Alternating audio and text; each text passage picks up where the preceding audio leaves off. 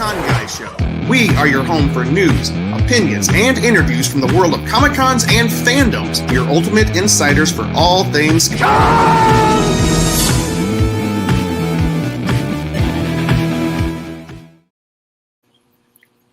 Hey, everybody. Hey, can I just say, can you guys see me right now? I mean, I can. Okay, good. I can't see Luke, though. Oh, Luke, get on. Where's okay? The troubles and the tribulations of doing a podcast, which we have been on kind of an extended break here. All right. Wow, look at this. It's Jim and Katie. It's the Jim and Katie show. Listen, everybody, we have the full cast of the full crew, almost the full crew is here tonight.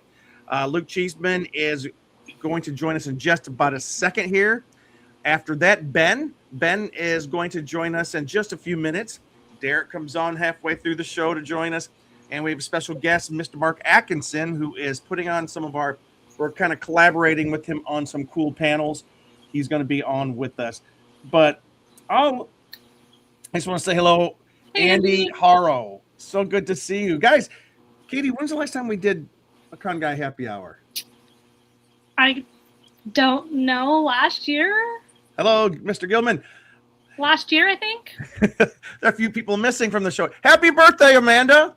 But we just wanted to say, now everybody's joining us shortly.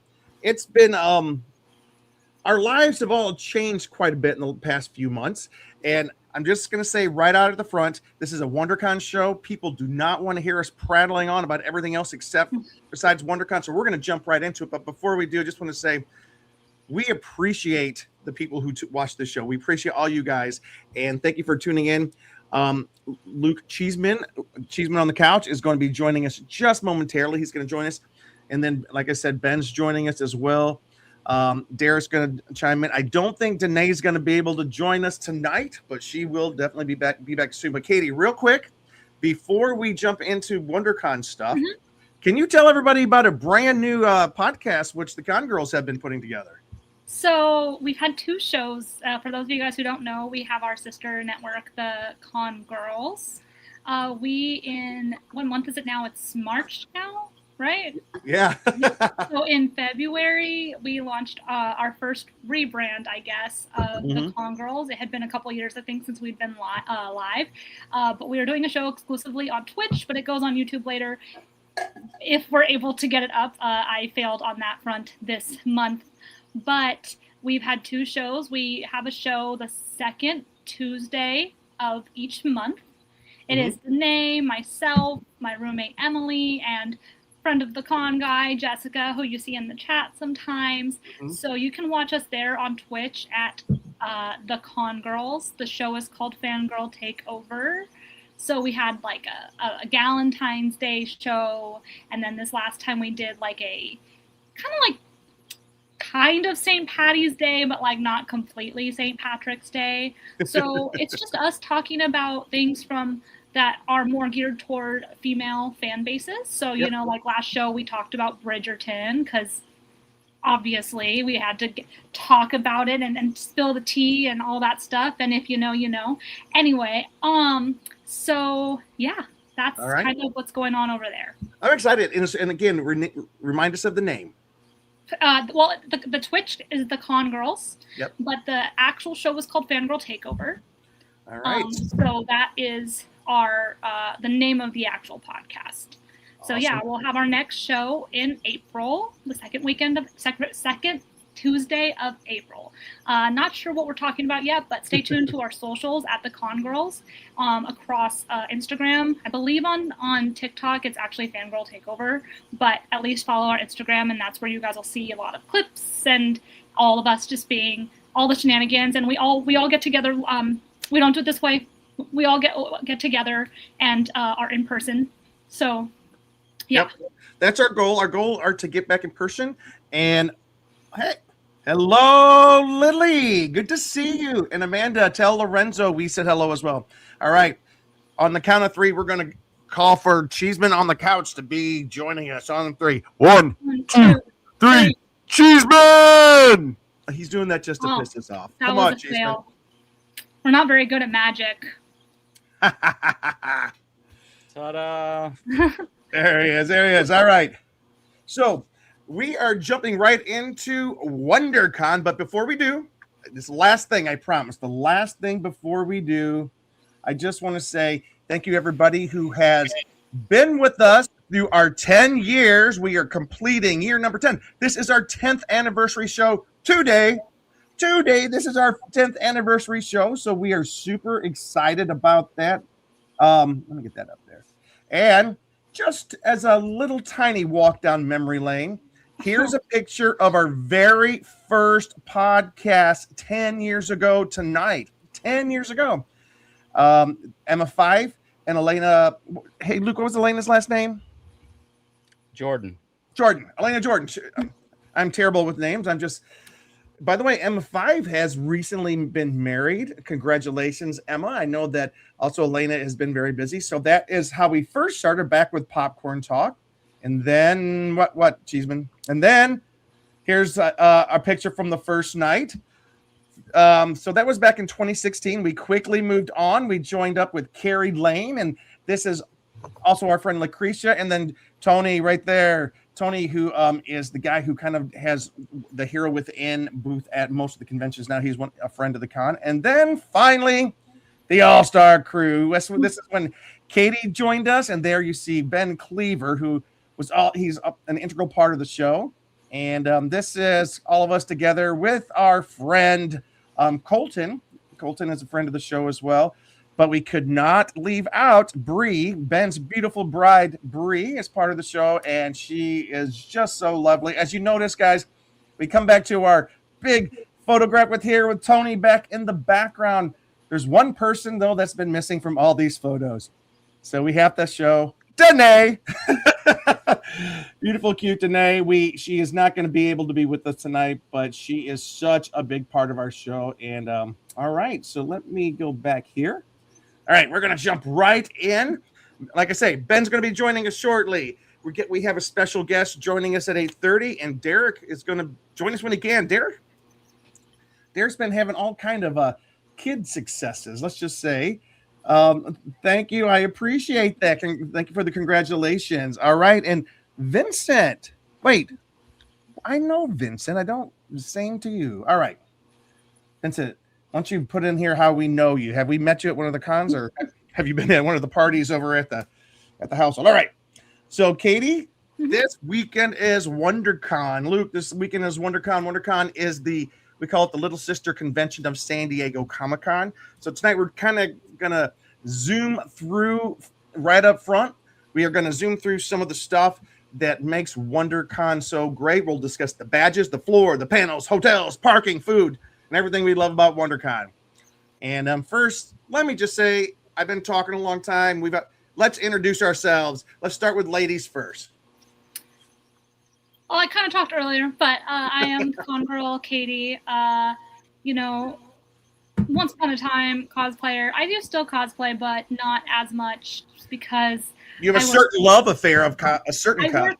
I work full time, so it's tricky, and with LA life, it gets kind of difficult. But yeah, I'm Katie, cosplayer, costume designer. There's an echo, and I don't know why. Okay. But anyway, so yeah, I'm excited to go to WonderCon. Man, I don't even know how many years it's been now for me. I was going before I started doing this show, so it's been at least a decade. Yeah. So I'm excited to go back down this weekend.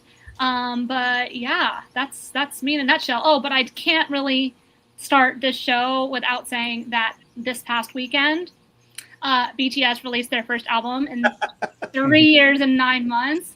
So I am on a BTS high right now. And if you guys follow me on social media, I'm really sorry because I am obnoxious about it. Ben told me I'm allowed to make 7 references. She can talk about BTS only 7 times during the show. And by the way, that's one. That's restraint for Katie. All right, Cheeseman. Hello, everybody. I'm Cheeseman, one of the founding Con Guy members. Been part of this, I guess, 10 years, probably even more with the website, but been traveling cons, doing lots of interviews over the years, and a screenwriter as well. So always love to apply that as myself as going for, for business connections at the conventions. So come find us. Yep, that's right. All right, right up front. When is WonderCon? It's WonderCon. It kind of starts on Thursday, but no programming's on Thursday. But it's Friday, Saturday, Sunday, March 27, 28, 29 at the Anaheim Convention Center in beautiful Southern California. Right now, badges are still on sale. The early bird 3-day badges sold out, but you can get a badge for just about any day. This is not Comic-Con, whereas San Diego Comic-Con fluctuates between 130,000 to 140 to maybe 150,000 people. WonderCon is somewhere between 70 to 90, somewhere in that era. And it is I always tell people, if you want to go to San Diego Comic-Con but you can't make it, go to WonderCon. That gives you one of the best ideas of what it could be like. Tickets, you can pick up your ticket Thursday beginning at noon through 7, Friday 10:30 to 7, Saturday you can go in as early as 9 to 7, and Sunday 9 to 5. I think all of us have tickets. We're all going down. We're going to have a blast.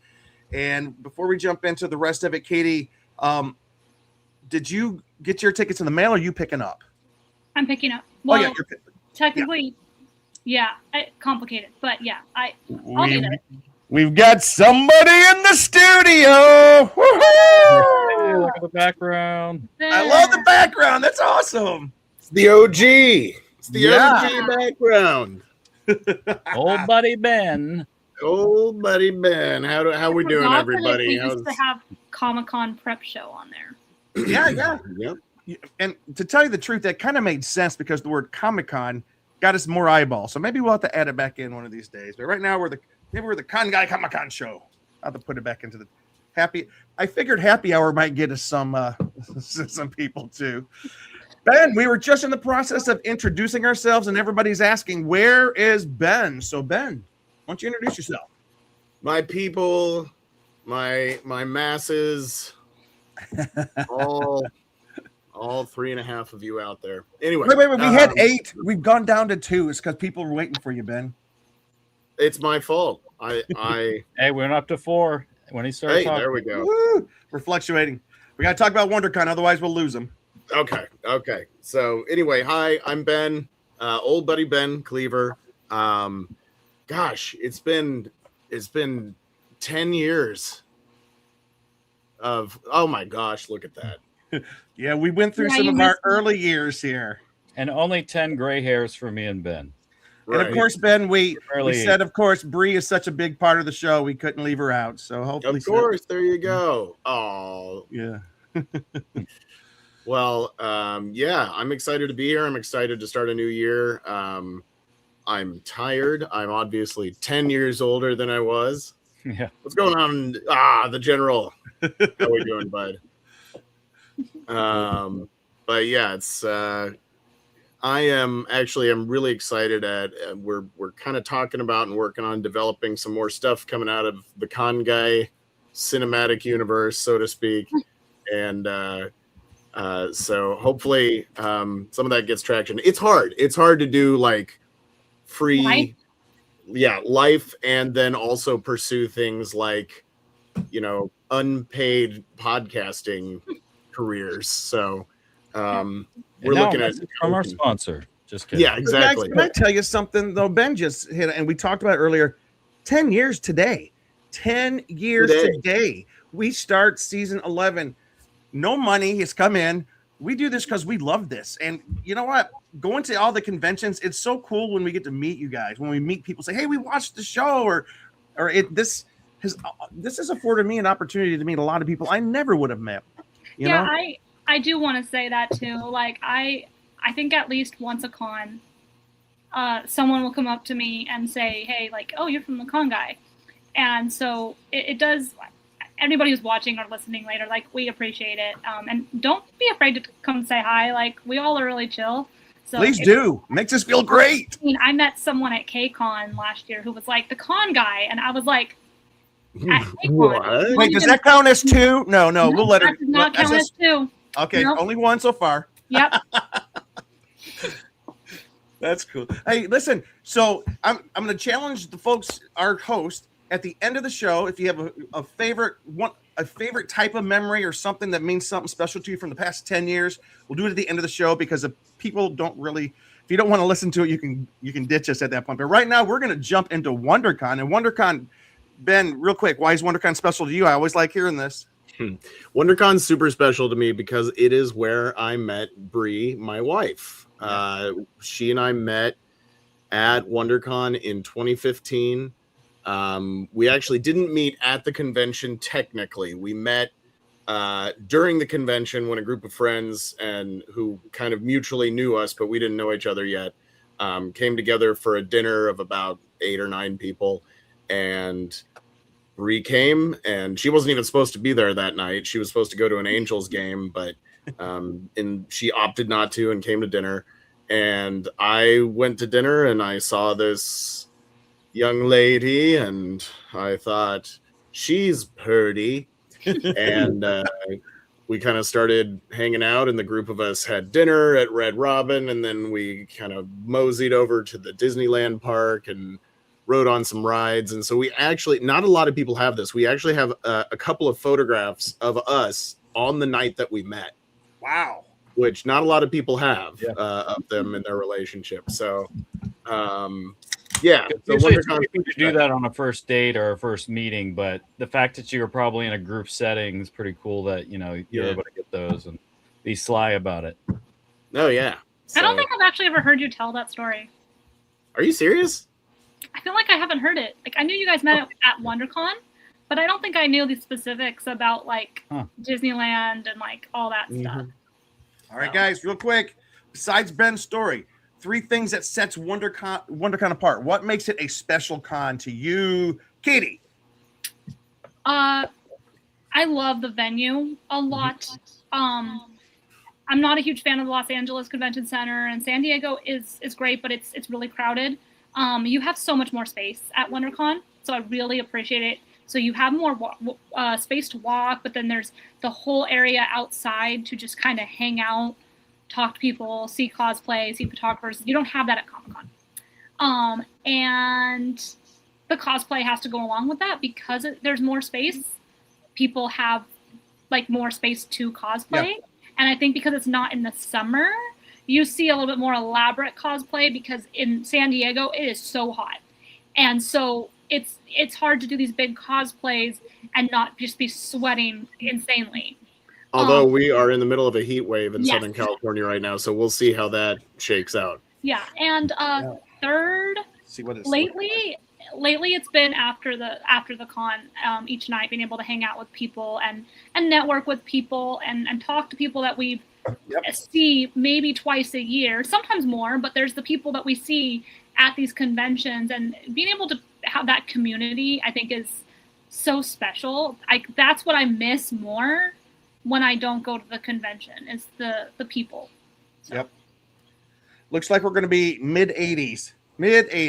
Woo-wee. All right, special Cheeseman, and then we're going to go to Ben, and then we're going to go back to hotels.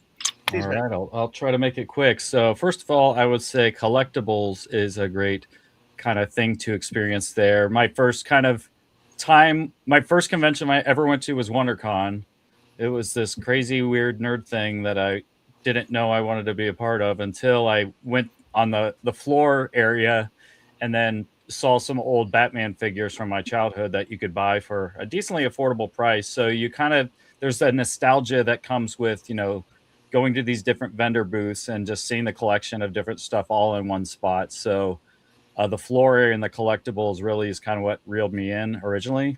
Then the second thing I would say is just the panels and the accessibility with it, where a lot of times with Comic-Con, it's hard to get in certain panels. You're going to wait in long lines, where it seemed like with WonderCon, it was a lot easier to kind of get in certain rooms. And there was the good old days, and hopefully they'll bring back a lot of the film projects and the TV stuff, but it was really cool, seeing some of those here in the smaller venue, and also, just feel the overall connection, because a lot of this overlaps with Comic-Con and a lot of these panels. It's a good testing ground to kind of see kind of how these things will go and gauge people's interests. So we've been lucky enough to kind of start putting on panels ourselves. And then the third thing I would say is definitely the connections. Just, as a filmmaker, as now a podcaster, and even more recently a musician, you're just kind of, a lot of people come together in this space, and there's all sorts of people you can meet from every angle, and even just actors or people you're a big fan of and shows. So just building these connections, meeting other creative people, and possibly this turning into a partnership and working together is, I think, one of the best things. And Ben, besides a life partner, what is a great thing about WonderCon? And then we got to jump into some of the details here. I think because it is the baby brother of San Diego Comic-Con, it's put on by the same parent company. You have a certain level of quality that is there, as opposed to a smaller convention that doesn't have that much history behind it, so to speak. San Diego Comic-Con has been going for so long and has become one of the, if not the premier convention in possibly the world, that to come down or to come up to Anaheim and do a smaller version of that is I feel like I can really see the quality in the structure and the infrastructure of the convention itself. So it just feels like a really well-run convention to me. But in addition to that, I would say, I would echo things that Katie and Luke just said. In the cosplay is always big at WonderCon. It's also not as crowded, and the collectibles, as Luke said. It's just it's a very walkable con. It's fun to walk around and look at all the things there are to see. And the hotels are much easier to get into, and they're closer. Yep. And that is a great segue into. And we're going to talk about hotels because Ben's a professional. He knows. By the way, is the logo backwards? I thought okay, because on my screen it looks backwards, but I think I wasn't sure if my image was just mirrored or not. So. Does mine read right with WonderCon? Yep. Okay, we have a special guest who's joining us for a few minutes. Wait, that looks terrible. Mark, wait, Luke, can you help me make this all fit? Are you trying to say I look terrible in this t-shirt? Turn that camera horizontal. Mark, you always look terrible. What are you talking about? That's true. I do. I was hoping that the camera wouldn't lie, but it is greatly exaggerating. All right, Mark, introduce yourself to the crowd, my friend, before we let you jump into what you're here for. Sure. I am Mark Atkinson, and I am a friend of yours and a frequent guest, or I've done this show a couple of times. Yeah. Actor, filmmaker, panelist, host, and goofball. And yeah. So it's good to see you guys. Everyone. Katie, Ben, what's up? How you doing? I didn't know that you guys already started this. You said, come on at 8:30. We start. Here's the deal. We start at 8:00, but you're our special guest that's coming in after we. Gotcha. After we waste a lot of time at the beginning of the show. So I hear you. Started at 8:09, Jim. To be more accurate. Here's the deal, guys. It was so late today because I couldn't get my camera to work on my computer, and I was panicked. I was like, "What happened?" It finally works. Putting the show together. You guys think it's easy? It's not. Not you guys know, but I mean, anyways. Before we jump into the panels, Mark, Ben just pitched it over to me. Hotels. One of the good things about WonderCon, it's not that difficult to get a hotel. If you do want to get a hotel, go to onpeak.com. Write this down. Wait, I'm going to put it right here. Let me see. Where's good. Chat? I'll be sure to watch this podcast after to get that. Yeah. You should. Let me do this. I'm going to edit this. Put this here. This is where you need to go and show it. All right, on peak.com. There it is. 2606. Is it 2606? Is that correct? Yeah, that's what's. I'm gonna make sure it's on their website. Yeah, I saw that. Okay, because I was like 2606. What does that even? Yeah, I didn't know if it was 2026. And I'm gonna hit it. That is strange. Why is it 2606? What? I think they wrote it down wrong. I think it should be. Here. Yeah, I gonna do think you're missing. I think that first 6 is supposed to be a 0. It probably should. Here, let's do this since we're so professional here. Here we go. I'm gonna do this. Do this. This is a little bit more difficult, but bam. Or maybe they're just thinking ahead, 580 years in the future. Just Right. just Google WonderCon hotels on Peak. It'll take you right there. You know what? I clicked on the link that said 2606, and it went to the WonderCon 2026 Oh wow. hotel Ooh. reservations page. So Okay. Well, hey, I Okay, stand corrected. Well, I do too because I thought I Wow. was wrong. All right, so who go were here. the ad wizards who came up with that one? So, so the Hilton, which is the big host hotel, it is full. The Marriott, the sister host hotel, is full. Hotel Lulu, which is the next closest hotel, it is full. The Residence Inn, which is the next closest hotel, is full. However, you go follow that link. Oh, time's up. It just timed me out. And I'm an attendee. There are probably 24 hotels you can get. Okay, they are- Motel 6, Motel 8, Ramada Inn, fantastic. Well, no, Anaheim Marriott Suites, the Ooh. Clementine Hotel, Courtyard Okay. Anaheim Resort, Delta Hotel, Hampton Remember, Inn. it's right next to Disneyland, so there is no Yeah. shortage of hotels Yeah. around there. I've stayed at the Delta. That's a good hotel, by the way. Yeah, they rank on the high end, 347, which is kind of pricey. You can't do it. You can go all the way down to, I see a 170, 150 for the Sheraton Garden Grove Anaheim South Hotel. I don't know where that's at. And then, most of them are around, most of them are around 250, 260. Oh, 100 for the Sonesta Simply Suites Garden Grove. And I'm not going to promote or detract from any of these, but you have plenty of hotels. The ones that are the closest in walking distance have all been taken up. Well, there's a lot within walking distance. You can also go across the street to the Disneyland hotels. This is spring break time, so they might be kind of busy right Well, now. and What about like- the ones that are in stumbling distance after LobbyCon? Those are all taken. I was gonna say, and the good thing about if you guys haven't been to WonderCon, maybe you're going for the first time, is the train station is right there. So if you're within a certain area that you're coming from, you can take the train into the Anaheim train station, which drops off by Angel Stadium, which is right down the street from the convention center. Right. And there's all sorts of other shuttles running, whether it be because if you can make it to the Disneyland parking lot, there's going to be a shuttle that you can take kind of around the area. It's not going to go directly to WonderCon, but it still will take you other places too. So there is options. Yeah.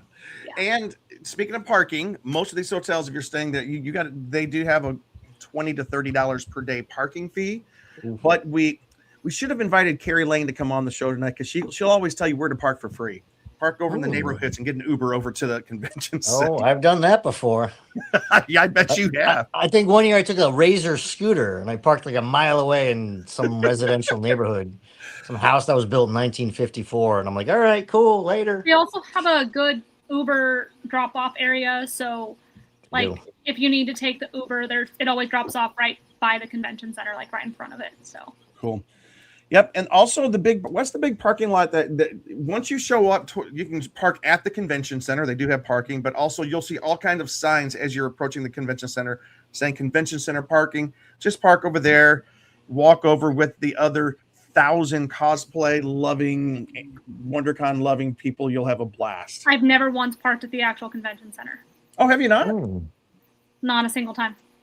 All right. Actually, I think I have. Or it may have been. It fills Or up they've pretty been- fast. Just in case Yeah. anybody needs to know, it fills up really quickly at the actual convention center. Mhm. So they will direct you. But the signage is really good because most of the parking is also similar to where people park for Disneyland. So Disneyland has all the signs to show you where to park. So Jessica, I think this is Jessica, right? yes. Jessica says you need a permit for the neighborhoods. Most of those permits you do. Ooh, And that's Ben- new. And Ben used to have a friend over there that occasionally would let people park over there. But it is true that a lot of those neighborhoods, because they're so close to Disneyland and the convention center, it's permit parking. Thank you for telling us that. Yeah, that may be new because we used to be able to park on the street, but we would do it at our friends on the street across the street from our friend's house. So Yep. And Mark, Lily Yo. says, Mark. Oh, I see that. With 3 exclamation three. marks. Thank you. Exactly. That's what I was All going right. to Wow. say. I So love it. the reason why Mark has joined us, and we are going to jump in, we have a couple. Let me see what else. I would like to talk about cosplay and some. One of the things that has become a giant is, and people don't think of it, but one of the giant one of the giant activities of WonderCon, LA Comic-Con, most of these cons now are the photo meetup, the shoots, and you don't think about it, but there's a whole organizing group of people that organize hundreds of these things. So I do want to talk about that in just 1 second. And I would love for Katie to fill us in on the masquerade, just like the general, thinking about the masquerade. I know that it's too late to enter the masquerade, but Mark, we have asked Mark here today for a special reason. Well, I thought I was on your other podcast, the Tiki guys or whatever. Why would this be a Tiki podcast? I don't know, but this thing's full of rum and pineapple juice. I'm sorry. Well, it's still the happy hour, so you're still fine. No, I'm only kidding. That's a cross promotion right I don't know there. what you guys are talking Tiki about. Freaks. The Tiki Freaks. Tiki Yes, Freaks. if you get a chance, check out thetikifreaks.com and the podcast. We're going on a Tiki convention at the end of April, but that's a whole other story. It Mark, is. Whole nother podcast. this is so awesome. We were able to hang out with Mark yesterday at the Academy Museum. Hey, Mark, what's the cool story of who we saw? We bumped into at the American Werewolf in London exhibit. Yeah, I was up on the roof there enjoying the view with my my lady, and then I got a text from it was Luke, I believe, and he's like, "Dude, look at this!" And you didn't do that, but you texted it to me, and it was a picture of Luke and the legendary director John Landis, and I'm like, "Dude, that's sick." I'm like, "Where?" And I guess he was coming out of Cyberpunk. What was his exhibit? Cyberpunk. He was walking into it. He kind of came up the escalator with somebody, and then I'm like, Jim, that's John Landis. So anyways, that's just to lead us into, we are movie lovers, we are fans, and because of that, Mark has we're kind of collaborating, but it's mainly Mark. Mark has put together 2 freaking amazing panels that have been getting a lot of attention. I know the unofficial blog called your Friday panel the panel not to miss. Shut up! It's awesome. No, It's I know, awesome. but I should in the write up. They're like, yeah, and Michael Bean's gonna be there. But Wait. What? Mark, what's your panel for Friday? Oh, okay. So on Friday, I've got a panel called Aliens 40, the 40th anniversary of the greatest sequel ever made, which it is, or one of the greatest, and that's actually the name of it. One of the greatest sequels ever made. Yep, I'm gonna stand by that. Do you know what time it is? Yes, I do. It is, let me check my notes. It is 3:45 to 4:45 on Friday, March 27th, in room North 100B, which I understand holds up to 500 or 600 people. So please come. Yeah. This panel marks the 40th anniversary of Aliens 1986. Here, I'm gonna pull. right. Let me do this. Oh, Jimmy Cam. Yeah. Sorry, I gotta Jimmy keep Cam, aka the king of the world. Old Jimmy Cam, and you have to end the panel by saying, "Game over, man. Game over." Yeah, there we go. Hey, speaking of the panel, Wait. I'm gonna read the description real quick. The panel marks the 40th anniversary of Aliens, honoring James Cameron's sequel and its lasting impact on science fiction and pop culture. Members of the cast, including Jeanette Goldstein and Mark Rolston, share behind-the-scenes stories, discuss groundbreaking effects, and reflect on the evolution of Ripley into an action icon. Moderated by Mark Atkinson, this features anecdotes, audience Q&A, and retrospective insights designed to engage longtime fans and introduce new audiences to this influential film. did they? I didn't write that. Did they write that? Somebody had to have written that and put that on there. Maybe that was AI. like ChatGPT wrote that. But I'm only kidding. Mark originally, he was working with a publicist, and one of the, as we all know, we can't always be sure that everybody's going to be able to show up. Michael Bean, has indicated he's not going to be able to make it. He had to drop out of the panel. So he did for work, though. He's going to leave the country and make a movie. Who cares? We got Vasquez. That's the best one. We do. Jeanette Goldstein, and I don't know if you guys saw it. She follows me now on Instagram, and she she promoted the panel. Yep. Apparently, she said Michael Biehn and Rico Ross were going to be there, which they're not. But anyways, she'll Okay, be there. What's your next panel? And the whole reason why you're dressed kind of the way you are. Yes. Oh no, I was wearing this at the museum wears that every yesterday, day. and I haven't I thought showered he was- since. I slept in them, and still wearing them. Katie? I thought he was Oh. cosplaying as Luke. Yeah, exactly. Yeah, Mark doesn't own any other clothes. I don't. That's I own 347 pairs of Jaws t-shirts. Pairs. I also Speaking of which, Pairs? keep talking. I got I want to put this out there. I don't know why. I've hung out with Mark maybe 3 times, Sure. and yet for some reason I feel this connection to Mark where I feel like I can just make fun of him like a brother or a friend, and then I have to think to myself, does Mark know that that's what this is coming from, or does he just think I'm a dick? Like No. Jim and Luke warned me you're kind of a dick. So it's no. I'm like Two Okay, things thank to be you. true. No. Ben, you're awesome. You're funny. You're a good guy. And you And know Mark's what got else? something to ask you. But by the way, You're one hell of an intro guy too. This is Oh. Ben's shirt, which I've had the whole time, and I need to give that's it to him. right. That's Ben's shirt, right? This is Ben's shirt. Yeah, it's never Oh yeah. been worn. Oh, it's been like 9 months, but okay. Well, I had to dip from the Break Jaws it in. panel early. Okay, At that's San true. Diego. Oh, I see. Hey, you did such a great job with the intro. Would you like to do it again?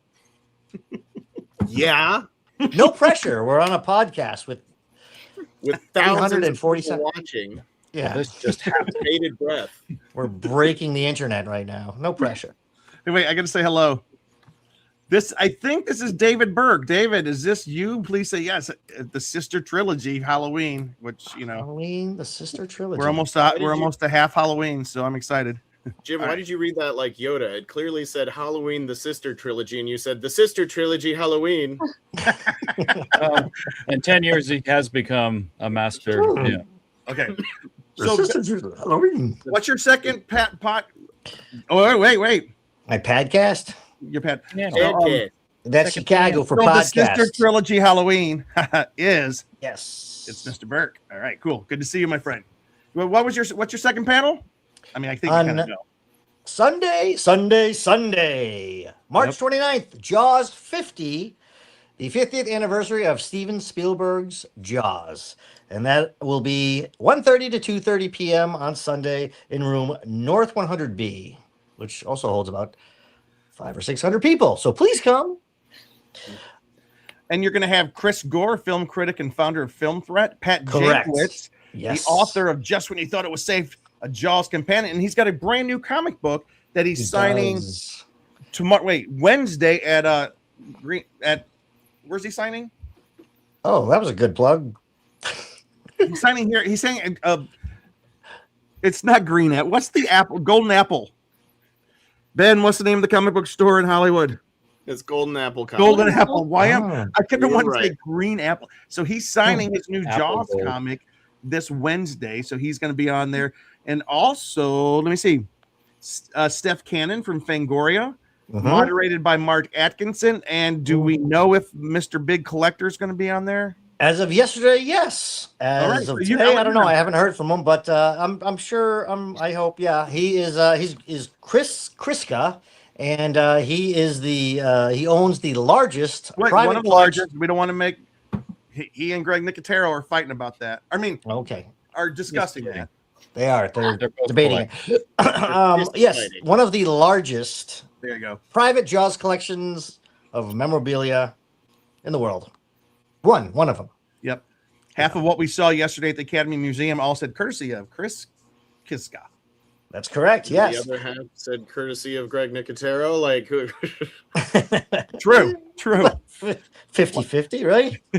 I mean, wasn't the actual Jaws thing Bruce. like, that's actually Chris? Greg, right? He refurbished the original one from a junkyard, yes, which is now hanging at the Academy Museum in LA. I saw it like over a year ago when it first got hung up in the Academy Museum, Uh-huh. and I was like, "Hey!" And I sent a picture to the guys because I was like, "Hey, guess what I'm looking at?" And we had a little like throwback moment to when we talked to him about it which Oh, you know, nice. you guys Yeah. have watched the show for a while or haven't. You should go watch that on YouTube because we did interview Greg. That's a great Nice. interview. I love that. Love that. And we're also going to have some exclusive clips as well Mhm. to show during that panel too. So Yep. Yeah. don't Pretty want to miss. excited about that because can I say we already did it? Yeah. Well, yeah. We already did it at Comic-Con, but this is the WonderCon edition. Yep. We're older and wiser and more experienced. And the videos will Uh, work this time. Yes. So we'll have some video clips, I think, from Greg Nicotero, from Mhm. specific Carl Gottlieb. Do we have some from him, Luke? And Yeah, we'll have some stuff from him. all right, we have and- from Greg Nicotero, we do? yeah. From Martha's Vineyard, we're going to show some clips Oh. from that. Okay. And maybe So- Jeffrey Kramer. Jeffrey Kramer. Yeah. Okay. Maybe And even Richard Dreyfuss. Who knows? I gotta say this. Can I say this? The reason why we don't have anyone from the original cast or crew is because on the very same day, they're gonna be all of them that are still alive and well or alive, are gonna be at the Hollywood show. Don't promote the freaking Hollywood show. Okay. Would you like I'm to not. completely I ignore was everything gonna that this poop on it. program is Actually, about? I was gonna Yeah. anti-promote it. No, that's fine. That's fine. Hollywood shows Hollywood good is fun. dirty, and there's a lot of tetanus there. Yes. You don't wanna go WonderCon there. doesn't have enough money, but another show does because it's Hollywood. All right, so Um, Mark, you will connect with Ben about time for the intro, and you can help him, like, kind of give him the bio of the guests and whatnot. And he is your go-to guy. He is so good at this. Ben, is that true? Oh, sure, Okay, there we go. With confidence. Sounds good. Let's do it. maybe. All right. It's gonna be So a Mark, blast. so Yeah. we do have to jump on a little bit. Mark, you are welcome to hang, or you can bounce, whatever you would like to do. Okay, what are you guys gonna talk about? Mai Tais and Oh, wait, that's the other one. WonderCon. We're just talking Okay. about. We're going to I'll- jump in. You're welcome to stay, but we're going to talk about some of the panels that are. We don't have tons of time, but we're going to Okay. kind of zoom through some of the standout panels. We're going to go through a little bit of the photo sessions that are set up, and Katie right now is going to kind of give us a little primer for those who have never been to the Masquerade, what they can expect. All right, Katie. Yeah. So, and I know Ben has also been a lot of times too, so he can always. Ben's chime also in. Ben. Ben's actually been in it, I believe, right? Or is it only at Comic Con? Yeah, 1 year, a lifetime ago, I was in the Masquerade at San Diego. And Nice. actually, honestly, I think that's the only time I've ever attended or been a part of the Masquerade was that one time. Gotcha. But it's at San Diego, especially in my experience, it's a huge thing. And they've got traditions and inside jokes and all kinds of stuff going back 30 years. Yeah, so that was a segue to Masquerade, WonderCon Masquerade. It's always on Saturday night, and I believe it's in the big hall. I don't know where it's at this year. Hold on, sorry. It's in what it's. I think it's in the room. It's up in the north. 'Cause it used to be in the totally separate area, but I don't know if that's open again. I don't know. No, it's not in the arena's closed Yeah. this year. They have Yeah, not used the yeah, arena for yeah. WonderCon in a couple of years. That's what I was gonna say. So that's why I'm remembering old, when it used to be in the arena. It's not in the Yeah. arena anymore, but you can go. The line gets pretty long. It's kind of a full event, so it's best to get there a little bit earlier. But it's a fun time. It does go late into the evening. It starts at, I believe, 8:00, and Yep. it's gonna go probably till about 11:00 at night. So you The next definitely day. you have to be. Oh, it's starting at 8:30 this year. Oh, 8:30. Okay. Yep. So 11:30. I don't know. It really just depends on how many people they have that are competing. But for those of you who are interested in seeing these magnificent cosplays, the best of the best cosplays that you will see at the con. I don't want to say the best of the best, but anyway, really great cosplays that people put a lot of work into. They do a whole masquerade where people present their cosplays. Sometimes it's an individual, sometimes it's a group. There's different categories and prizes that they can get for competing in the masquerade. And it's a fun time. You get to see a lot of different worlds, a lot of different fandoms. Usually when they're doing the judging, there is like a little, I won't say halftime. It's not a halftime, intermission. That's the word that theater is. Anyway, all right. So there's an intermission and they always have entertainment, but it's really fun and it's a nice way to sit down inside, especially when you've been walking the floor all day. So if you just want to go and kind of see cosplay, but you're like, you don't know if you want to like be completely like having everybody around you, it's fun to watch it. It's if you're a theater person, if you're a like anything like that, it's fun to watch because you're getting that performability aspect with cosplay. So they're not just cosplaying, they're actually cosplaying in the sense of like bringing the character to life. So you said the intermission, it's the Saber Guild is back. Yes.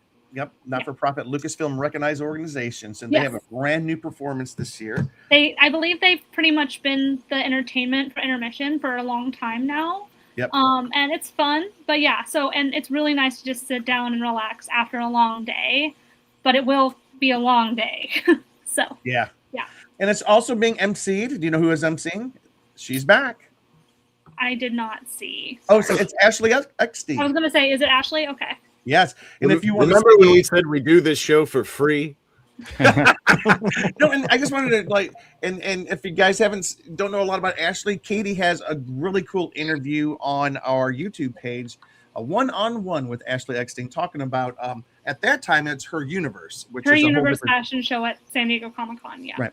If you guys don't know, she is the voice of Ahsoka. Mm-hmm. She is in She-Ra. She started Her Universe company, so just overall nerd. Fashion, everything. So yeah, she was delightful to talk to also. Yeah, she is a true fan too. That's what's so cool. She's a true fan of Star Wars, of Comic-Con, and she is a big supporter of people in the industry. She is actually hosting portfolio reviews of they do it every year. Couture, not couture. Couture. She's got some couture. Yeah, so basically they have a panel every year at WonderCon too, where at least they have in the past. I didn't see it on the list, but I might have just missed it. They usually have a panel at WonderCon that is talking about what happened at the Comic-Con show or their upcoming collections, because usually that's what their panel is on, and then they do, like he said, portfolio reviews. So because it is Her Universe is a fandom line, it's kind of like their little promotional type thing. Yep. So you've probably seen Her Universe in like Hot Topic. That's where a lot of it's sold. So yeah.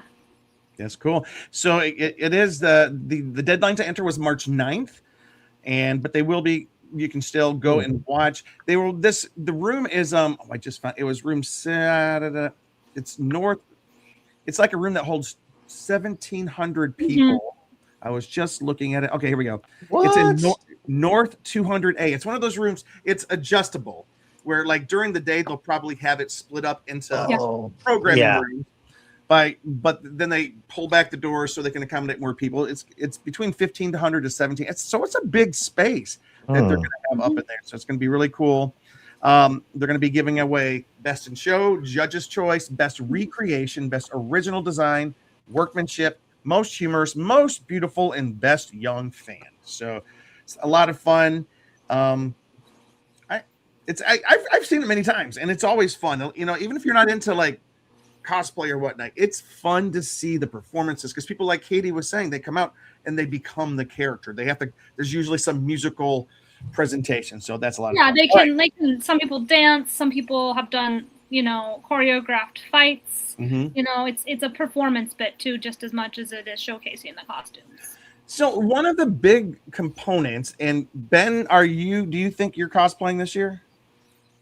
No, not this year. No, sorry guys. Oh no, we met Ben as what was your cosplay? You were Indy, right? Indiana Jones, wasn't he? Indiana Jones, second movie. Well, that's not when you met me. We met way before that. But when the first time we discovered that we were both goers of the cons, or all three of us, I should say. I was dressed as Temple of Doom Indiana Jones. That's cool. Part of the reason is because it was cheaper because he doesn't wear the jacket for most of the movie. Ah, I was gonna say why? Because it's the best one. No, that makes It's sense. also it is also my favorite, but It is mine too. I love Temple of Doom. Well, and it gave me an opportunity to not just like have the shirt and pants and jacket and hat. It was like I had to cut I looked at like I did screen references of how his shirt was torn and like the one arm was off. And when he's got the machete on the bridge, his little armpit hair's hanging out. Ben's like was really getting into the nitty gritty of being a cosplayer there. So yeah, it was definitely like he had a wrap on his hand and there's a stain right here on the shirt and this button is missing, but this button is here but unbuttoned. And like awesome. I got way into it and it was a lot of fun. But yeah, speaking of cosplay, one of the, like was mentioned earlier, one of the big activities at most of these cons are the meetups, the fandom meetups. And for example, I keep on jumping around. For example, this year, K-pop Demon Hunter. Heard of it, Katie? Anybody heard of that one? I think everybody in the world has heard about it except maybe you. No, they won Best Picture. They won Best Picture of the Year animated film. It did. So, yes, it did.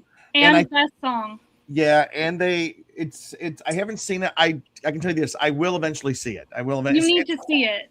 Like Thanos says, it isn't what I am. I mean, inevitable. It's inevitable. We're all going to see it. Ben's seen it like I don't even know how many times now.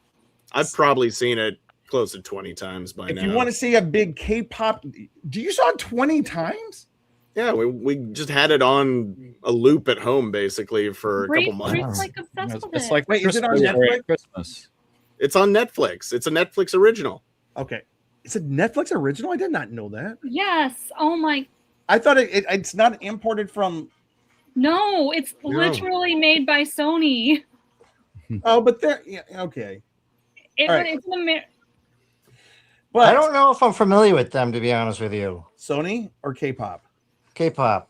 Okay. Demon Hunter. K-pop Demon. If you're not familiar, you should go Saturday. As I play it on my phone. Saturday. Okay. It's a catchy tune, man. So yeah, everybody's here grown straight man in my 40s, and I dig them. K-pop Demon Hunters photo shoot at the Fountain Saturday from 2 to 3. I have a feeling that's going to be a very large gathering this year.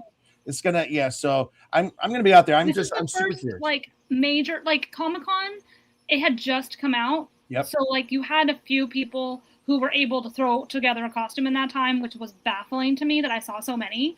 But now WonderCon is the biggest convention in Southern California since they've had time to make cosplays. So I'm expecting so much purple hair. It's going to be insane. Katie, did you go to LA Comic-Con? I did a panel. Oh, that's right. We came to your panel. I don't remember seeing a lot of K-pop Demon Hunter stuff. There was, but again, it was still kind of early. Yeah. But I definitely did see some. Okay. But I think that this year, because it is now almost a year old now. Yeah. It has 2 Academy Awards. Yeah, and has 2 Academy Awards, and the second one is greenlit. So like, it's a big thing, and it's generational. It's like multi-generational. So like, kids will dress up with their parents. Like, I think you're going to see a lot of children dressed up as the girls. I already know that. It was really popular at Halloween. Like, I saw so many kids when people came to my office for trick-or-treating. There was a ton of K-pop Demon Hunters. Okay, I'm going to have to let you school me a little bit in the ways of the K-pop movies and whatnot. I have a feeling we're about to be tidal waved and monsooned over. There is another panel that I can talk about, but we're going to get to that. Okay, real quick. So a couple of others. The Avengers Initiative is meeting Saturday from 2 to 3. 2 to 3 on the South Terrace stairs. And then Saturday 11 to 11:30, the Star Wars meetup is at 11 o'clock South Terrace, second level of the convention center. And that one's always massive. Star Wars one's always massive. Yeah. Saturday, 4 p.m., the Wizard of Oz. And I didn't finish where this one. There's going to be a Wizard of Oz meetup, but let me tell you this. Mr. Robert Torres, he is a gentleman who is organizing almost all of these, not all of them, but the lion's share of all these meetups. And he has a spreadsheet out with, about 24 of these things, including the Spider-Verse one, the Blizzard Entertainment, the Boys is having a meetup, Ghostbusters, which is cool, Dimension 20 Dropout. I don't know what that is. They're having a Chainsaw Man meetup. That's going to be cool. That's not surprising at all. Yeah. At all. No. There's the Over 30 Cosplay. Thank you for us old folks. Claire Obscure Expedition 33. I'm sure that's big, but I've never heard of it. There's Marvel, JoJo's Blizzard Adventure, AAPI Cosplayer Meetup, Black Cosplay Fallout. Here's the Ozverse, 4 p.m. Fountain, 4 p.m. at the Fountain. That's going to be another very popular cosplay. Yeah, because Wicked, right now. There's the Helliverse. What is that? The Helliverse. Huh. I'll just have to look it up. Anyways, I'm going to put the link of this on the YouTube channel and also be on our Instagram page. It'll be everywhere we are, so everybody will know. This is your guide for finding all these meetups. All right, guys, let's real quick. Go ahead. Yeah. Okay, because we're on the topic of cosplay. Have you guys seen the Colonial Marines at other Comic-Cons or WonderCons? The Marines from Aliens? No. Wait, okay. Maybe. Yeah, because maybe we could do that for the panel, but maybe I shouldn't discuss this on the podcast right now. Okay, keep going. I like what you're We are live. Jim, just for your information, those out there, the Helliverse is there are a couple of adult musical cartoons. One is called The Has-Been Hotel, and the other is called Hell of a Boss. They're extremely popular right now, but they are very adult themed animated series, but they're very popular and they feature quite colorful characters. Let's say Hotel's huge. It's huge. My roommate's obsessed with it. So it's it is very popular amongst cosplayers as well because it incorporates. I love this. I mean, I don't love it because it's super adult and raunchy, whatever that means. I love discovering new things at these conventions that I've never been exposed. The Helliverse. I'm gonna go see this just because I want to figure out what it is, and I'm gonna Google it as soon as we're done here. That's very cool. Hopefully, it's the way Ben described it. It seems kind of. Hopefully, I'm not Googling porn. Well, maybe not exactly. All right, because we are running out of time here, guys. I do want us to do a call out to some of the panels that we think, and Luke and I, we have to kind of call out the panels we're on. So, but I would love, and Mark, you can jump in as well. Okay. If you guys know of any panels, let's do Thursday first. If you know of any Thursday panels. What do you mean? Do you mean I don't Friday? think there are any Thursday There's panels. not Thursday panels. So on Thursday, nothing. Go to Disneyland. Disneyland Thursday. You're confusing WonderCon with Comic-Con. I know it's all merch. Here's the deal. It's been a while. We're blowing the dust off our podcasting. We kind of are, yeah. Well, I probably would have messed that up anyway. Maybe you guys are. I know you guys have been at it. I wouldn't have made that mistake. Just Jim. I was gonna make a St. Patty's Day joke, but yeah, I'm good. Oh, that's so a week. It might as well. So Friday, what kind of panels do we have on Friday that stand out for you guys? Aliens 40. All right. What time? It's going to be at 2:45 to 3:45. No, sorry, 3:45 to 4:45 in room North 100B. All right. What else, guys? So the ones that I wrote down, I have like my tiny little thing of notes here. Hey, guess what? It's on my BTS notepad. Right. Oh, you've only said it twice, Katie. You've got 5 more times to go. I know. All right. Anyway, so Felicia Day has a panel. She's finally coming back to WonderCon. And if you guys don't know who Felicia Day is, I'm sorry. She's fantastic. But for those of you who might be like, oh, is she? She's an actress. She was in Supernatural. She's a huge fangirl. Buffy the Vampire Slayer. Yep. Yeah, all those things. So she's doing a panel called Creating Outside the Box. It's on Friday, which is the day we're talking about. Yep. So it's at 3 o'clock to 4 o'clock in room 300A. Mm-hmm. And hold on, sorry, I'm trying to really quickly find it. All right, okay. So it's called Creating Outside the Box, and she engages in a one-on-one discussion about her passion for creating independent content. She's discussing her new graphic novel, The Lost Daughter of Sparta, and her web series, The Guild, which is being revived with a reunion movie Kickstarter this summer. I just saw her graphic novel literally yesterday at Barnes & Noble, and I had no idea that she wrote a graphic novel. So, and she has other books too. She's also an author, has other nerdy type books as well. But I'm sure it's going to be fantastic. She's great and hysterical. So that caught my attention. So I'm hoping, I don't know if I'll be able to go on Friday yet, but if I do go, like, that's one of the ones that was interesting. I also feel like I need to plug this one because it is another friend of the con guy. Leo, our friend Leo. Leo Partible? Yeah. Is in the Spiritual Themes in Comics panel. Oh, fantastic. I didn't know Leo was going. That's cool. Yeah, which is at 2 o'clock to 3 o'clock in, I believe, the same room. Hold on. Spiritual Themes in, room 211.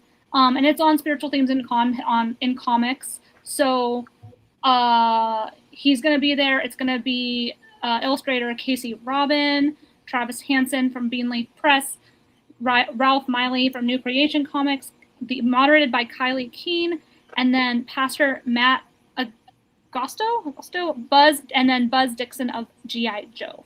Oh, that's cool. It's a pretty cool one, and it's just talking about storytelling and futures of like interweaving that culture with spiritual themes and stuff like that. So I wanted to plug it since Leo is a dear friend of at least, I think at least, I don't know if Ben knows Leo, but I know the three of us do. You may, and we saw Leo just recently, Luke. Where was he at? Oh, He came to our party, I thought. Oh, we had a party. He was there. Yeah. Yeah, and then he was at my birthday party. One more. I think it was on Friday. Let me just double check because I didn't write down the days on this, and that's my bad. I apologize, y'all. Oh, no worries. I'm trying to beer, go Jim? through it quickly. Yes. Okay. Here it is. Orange juice. As promised, we were talking about K-pop Demon Hunters. There is a panel. It's a late night panel. I like that. It actually goes pretty late this year. I was pleasantly surprised. This one goes from 8 p.m. to 9 p.m. in room 300A, and it's called Golden Healing K-pop Demon Hunters. Ooh. It says Irene Yu, who is a credentialed counselor, appears as Rumi, so I'm assuming she will be dressed up as Rumi. For an uplifting discussion, she unpacks self-worth, identity, and belonging through K-pop Demon Hunter storytelling and fandom, and attendees will gain simple, powerful ways to talk about self-worth while celebrating fandom's joy and creativity. And it closes with a golden sing-along to seal the Han Moon in unity and joy. So I think that is such a beautiful idea for a panel, especially given so much stuff with mental health and everything. I think it's a great, and if you guys don't know K-pop, I could go on a huge discussion about it, but I think that's so beautiful, and the fact that she'll be dressed up as a character for it. The panels like this actually make WonderCon really special. There's a lot of like psychology panels. There's a lot of like other people in the industry and sciences and psychology and all sorts of stuff, and they have such unique perspectives on like fandoms and psychology, and it's really interesting. So if you guys are interested in that, definitely like check out what other panels there are that fall within. So Ben, what say you? Honestly, I've been so busy. I haven't had the chance to kind of look through all the different panels. But I'm just excited to get back there and get back down to Anaheim. I'm only coming down for the day. I'm not going to be staying overnight or anything, but I'm coming down on Friday and Saturday. And then if we work something out, I might be coming down on Sunday as well. We'll find out. All right. So, I do have to throw one out there that I am super stoked about, and it's oh my gosh. I started scrolling to find the one Katie was talking about, and I lost the one I was looking at. But it's on Friday afternoon. Ray Harryhausen.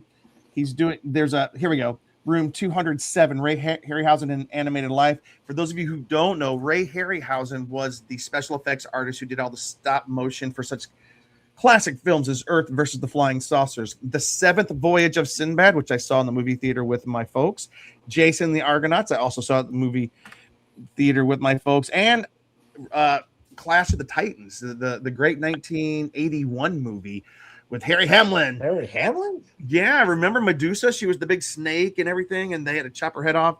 And the Kraken. So Harry Release the Kraken.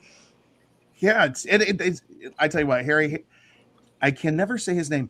Ray Harryhausen. It's not Harry Rayhausen. It's Ray Harryhausen.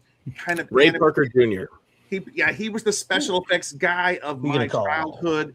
So I can't wait to see that. And Ben, there's one that I think that there's one at 9 o'clock at night. I love the fact they're going until 10 o'clock this year.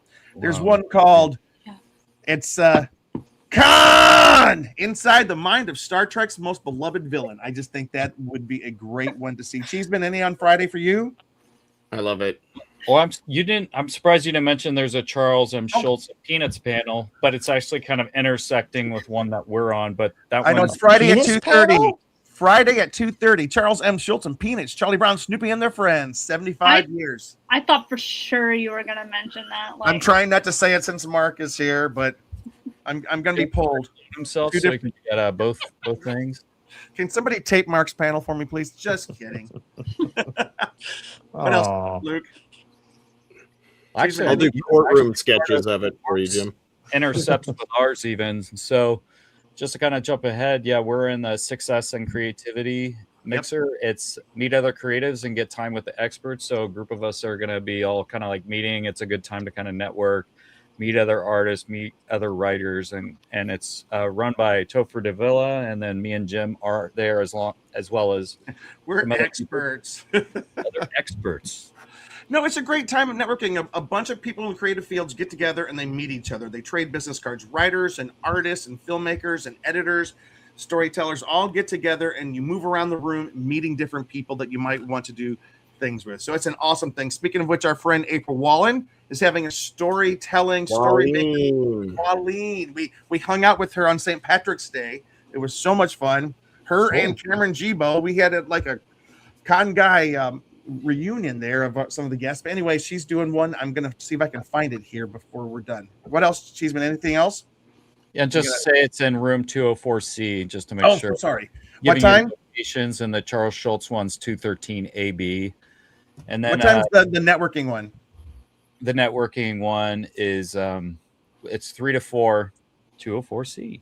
Oh, good to know. Mark, did you have any others on that day? We're going to jump into Saturday real quick here. I had a couple other quick ones.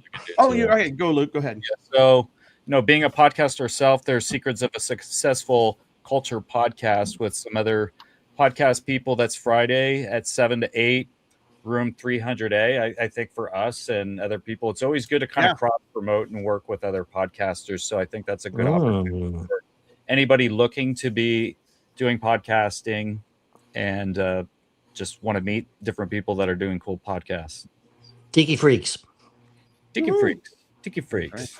Right.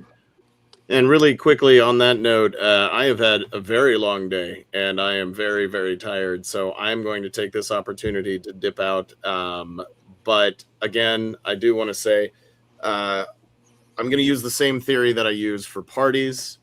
Arrive late, leave early, unless it's a Jim and Luke party and it's arrive late and then pass out in Jim's bed and don't let him get into it, and then Jim has to sleep in the bathtub. And before you leave, though, there he is. Hey guys. Hey. Hey, Derek. Wait, Ben's saying goodbye. Ben's giving us some good parting advice.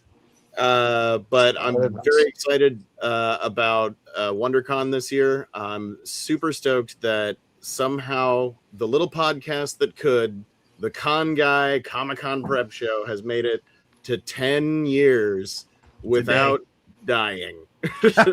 and we're going to keep going, and we're going to keep doing this, and we're going to keep trying to, in any small ways that we can, keep developing it into a better version of itself every time we do it.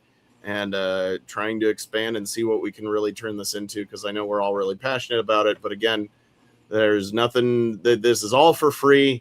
And in fact, it sometimes costs us money. And so it costs so much money.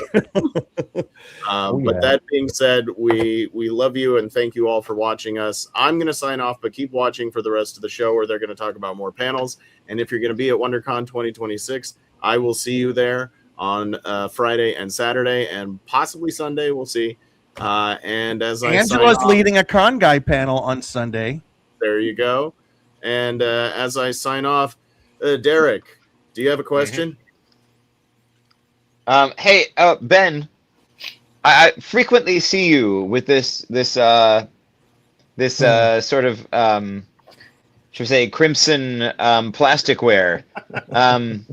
Perchance, is there a reason why you seem to perpetually have it on your person? Are you asking me why I'm drinking out of this red cup? Oh yeah, that's a simple way to put it. Because whenever Ben Cleaver shows up, it's always a party. Oh, you should make that joke again sometime. It's pretty good. It's awesome. It's such a great closing line. All right. It's a good one. We got to make t-shirts. All right. Bye. All right, guys. So we are Derek. Welcome to the show, man. Hey, thanks. It's been a to Am I do the only one who can't hear over him? here. I will say. Yeah. I don't have my nice setup that I usually do. I couldn't get on this computer with the cool camera and microphone, so I'm Anyone hear really me? struggling with this phone. Wait. You can see Mark, the Lego sets we lit up can hear behind me, you. though. Yes. Okay. Oh, what'd you say, Derek? I'm sorry. We were having a little bit of technical difficulty. No, I was just saying it's been quite a to-do here, and so I don't have the cool setup that I usually do, and I'm on my phone instead of the computer, and this thing is broken, and there's this weird little flare in the way. But you can see my cool Lego lights. Yes, right? I like it. Yeah. It's a J.J. Abrams lens flare, my friend. Yeah, sure, we'll call it that. We'll just pretend I did it on I purpose. love you got the Millennium Falcon. Wait, you just had lights come on. Yeah, it's the screen that's has me locked out. It just lit up in front of me. All right, so Derek, what we were doing is, if you have had a chance, maybe. I guess. And Mark decided he didn't want to be here anymore. This is one of those adventure Just shows. having some sound issues, or he just Irish goodbye, and that's the new Maybe. way to just do our shows. No one's ever done that, really. That's our first time in 10 years, I think. They just dipped out, didn't tell us anything. I mean, Ben didn't. Just Mark did. So, Derek, we are going through the days. We hit Friday, and wait, Mark's back. Let's see what happens. Yeah, it's been a great show, guys. All right. I'm back. Wait, who left? Luke left Luke now. just made himself disappear. Stay Okay. here, Yes. everybody. You went Okay. silent again. Okay, so we're gonna finish I regardless. can't hear you. I'll just watch this. That's okay. I can leave and I'll just watch this like in an hour. Okay, stay. Everybody, stay put. Derek, Wish goodbye. Friday. Do you have any panels on Friday that might look interesting to you? I saw a few that looked kind of cool. So one was this thing about like the science of making dragons fly. Wow. Specifically, it was with DreamWorks and How to Train Your Dragon, and like a paleontologist that they consulted, and I think like some stuff to do with the physics of flight for dragons. That sounded interesting. And then it says a Daggerheart actual play from Daggers Till Dawn. I have not played Daggerheart. I've talked to people who have, and it sounds really cool. It's a TTRPG. Jim, that stands for tabletop role-playing game. I know what that is. Okay, just thought I'd clarify for the boomer on our show. It says, oh, sorry. It's okay. I am in my 40s, so I don't have that much. I can't say that much. Anyway, I always enjoyed seeing Klingon lifestyles at Comic-Con because it's, just a bunch of fans who made a play about Klingons. Yeah. And this Daggerheart play seems like it's something kind of similar in that vein. Yeah, I had to take a very quick look at it. I haven't been able to see very much in the list, but both of those sounded fun. That's cool. Like Friday, the thing is, and Katie, you kind of hit on it, and Luke did as well. This is not what we would call a giant film and TV industry event, except for there is this one cool film and industry panel on Friday called Aliens 40th, which has a bunch of actors from the movie. This is true. I don't think we This is mentioned true. it yet. No. Derek, What's that? it's Mark's panel, the guy that's on with us right now. Nice. Yeah. I did see that in the list. I thought that sounded really cool. It's gonna be Oh, cool. thank you. The check is in the mail. All right, guys, let's move on to Saturday. And let's see if there's anything on Saturday that looks kind of interesting. I did see something. Look at there. Look at that. I like this one.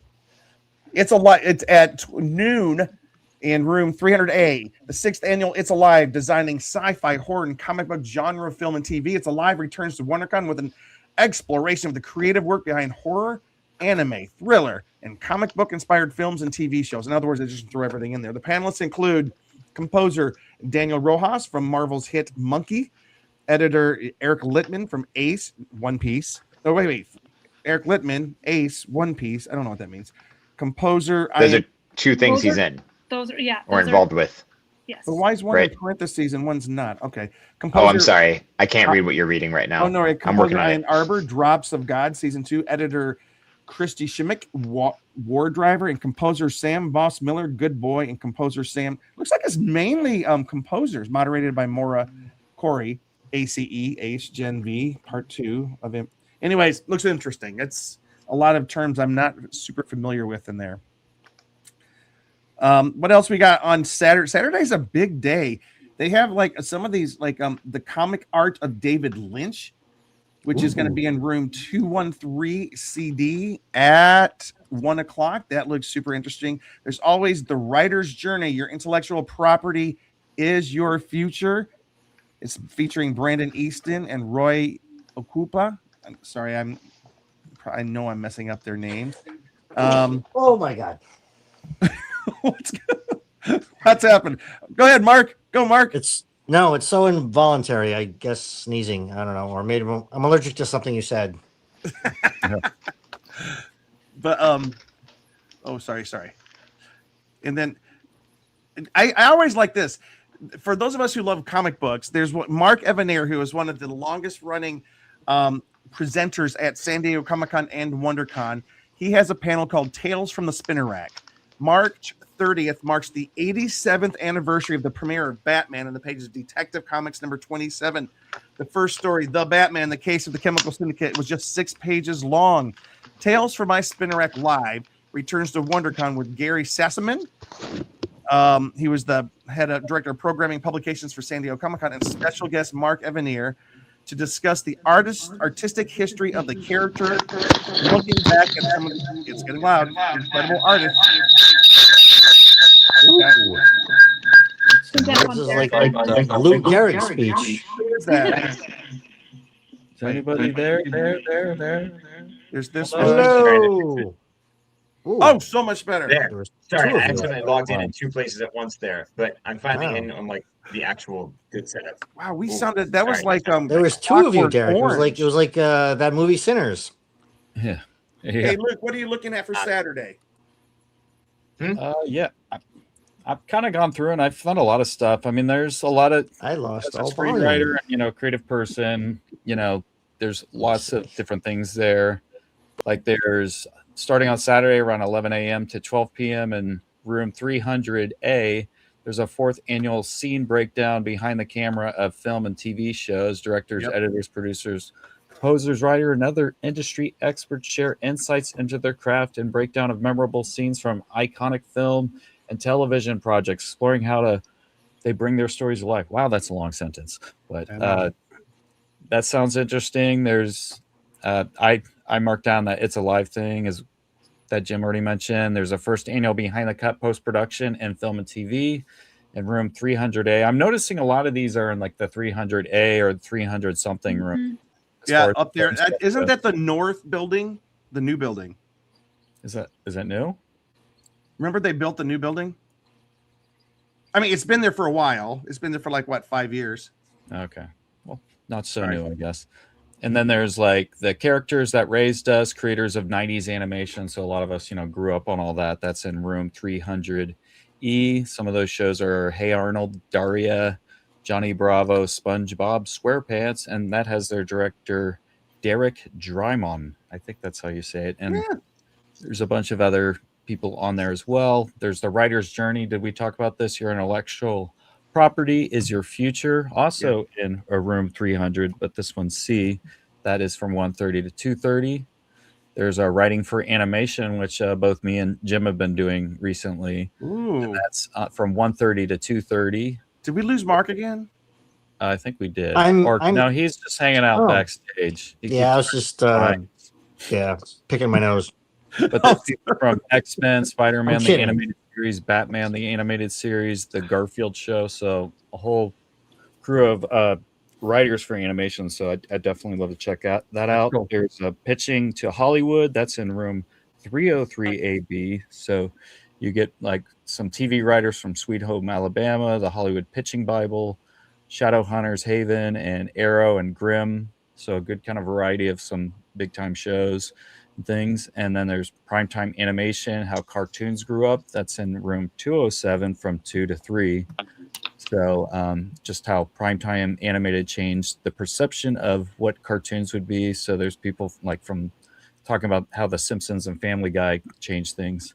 And That's cool. we could keep going, or I think we should maybe hear some other Yeah, stuff. I want to see what if Katie has any or Derek has any that might be scratching your interesting bone. For Saturday, I didn't see anything when I looked through it again that there's a lot of stuff. I don't want to say there's nothing. Yeah, It's a just, packed day. Yeah. Yeah, basically, there's a lot of different cosplay types of panels. So just like if you search like the word cosplay, you'll see a lot of different panels. There's I don't remember which day it was, but there's like an eco-friendly cosplay panel. There's diversity in cosplay. There's a one that was on, I think, disabled cosplay. Hold on, sorry. Let me find it real quick. Lots of like, there's a lot of cosplay panels. Oh, cos ability cosplaying while disabled. That's in room 300E at 11. There's also one that's cosplay as a drag queens versus drag queens kind of thing. So that sounds really interesting. Yep, and Katie's gone into Sunday here. That's Sunday? Yeah, that's no worries, no worries. My bad. Anyway, but there's a lot of different panels that they have that you can check out on cosplay. So if that's something that you're interested in, the good thing about WonderCon is there's a lot of different variety. Yeah. So like whether it be ethnicity or specifics on anything, you can pretty much find a panel for everything. You know, there's spiritual panels, there's LGBTQ panels, there's all sorts of different ethnicity panels. So just like there's one that I'm talking about on Sunday when we get to Sunday. So that's what's really cool about this particular convention is it's very diverse. So there's a little bit of something for everybody. All right, Derek. Yeah, so I was just noticing on Saturday morning at 11:30, there's a Focus on Jim Cummings panel. Yeah, that's cool. Everyone on this podcast should probably know who Jim Cummings is. I don't know that everybody who listens necessarily knows. He is basically the #1 voice actor of your lifetime. Yeah, so let's see. I'll just list what it says here. Winnie the Pooh, Tigger, Darkwing Duck, Star Wars, Hondo Onaka, as well as providing the singing voice of Scar in The Lion King. Yep. Which that's an interesting story. Like while they were recording the song "Be Prepared," Jeremy Irons lost his voice right in the middle of the song, and they recorded most of it. And then all of a sudden, like he had to go off and like take care of his voice and see a doctor and all this or something. And Jim Cummings just was there on set because he was voicing Ed the hyena, right? And so it just as a kind of a pinch hitter, he came in and sang the rest of the song, doing a voice like Jeremy Irons was doing.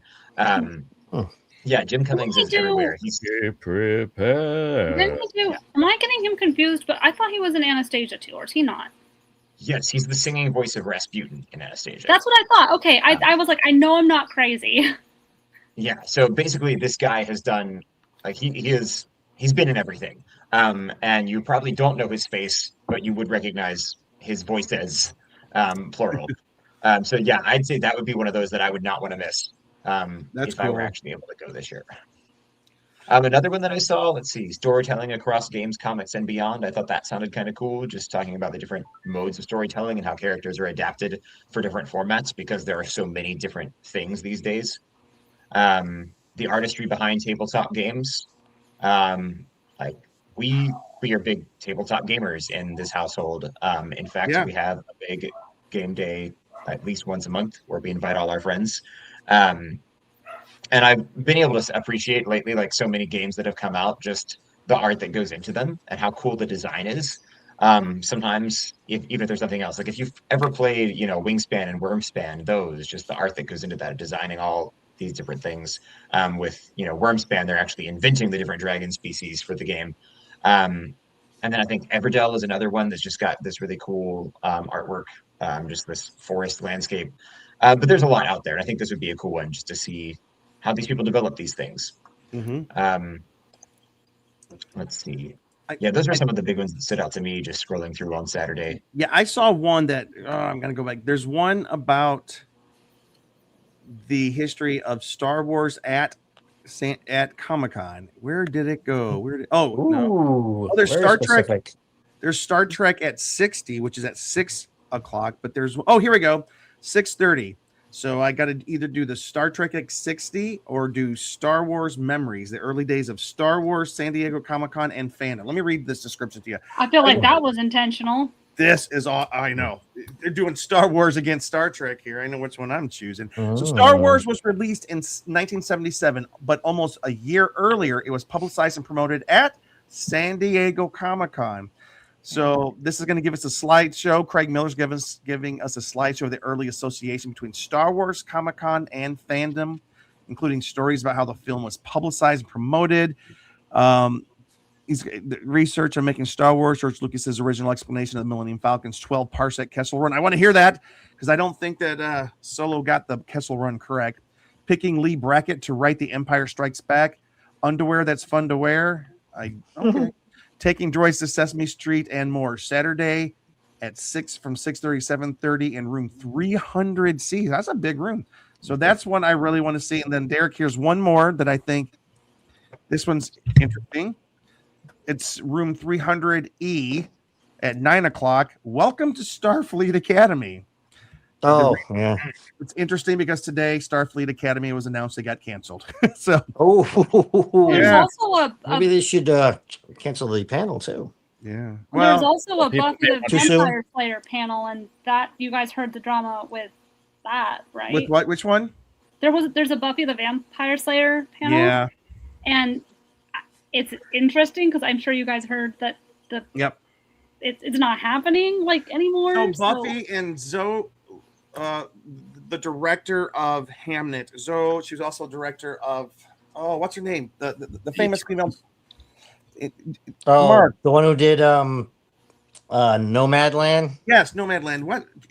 Can somebody look up her name real quick? Like Chloe something, yeah. Yeah. So, anyways, they came up with a new take on Buffy the Vampire Slayer. Sarah Michelle Gellar had said for years she has no interest in returning to this character, none, no matter how much people were begging her.